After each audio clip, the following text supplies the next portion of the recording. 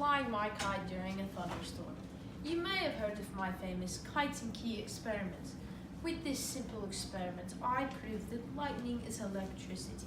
In fact, it wasn't too long after that I invented the lightning rod, which boosts the energy level of anything it's attached to, like so. Oh my gosh. Later on, I invented swim fins, and I was actually a pretty good swimmer in my day. Now, why don't you come to my house and I can tell you a little bit more about myself. I was born on January 17, 1706, child number 15 out of my family's 17 children. I learned to read at an early age, but I dropped out of school when I was 10 to help earn money for my family. Later on, I was working in my brother's print shop and eventually created a successful printing company in Philadelphia. Eventually, I was named the official printer of Pennsylvania in 1730, and in 1732, I published the first edition of Poor Richard's Almanac.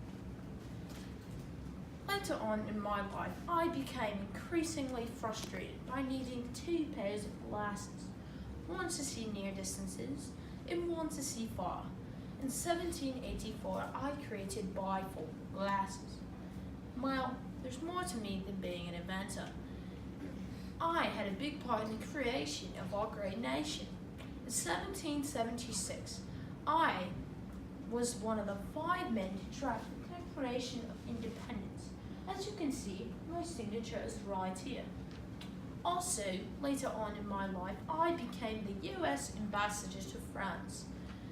Ultimately, my leadership led to the Treaty of Paris in 1783, which ended the Revolutionary War. Lastly, in my life, I was elected to represent Pennsylvania at the Constitutional Convention, which drafted and ratified the U.S. Constitution. Sadly, I died on April 17, 1790.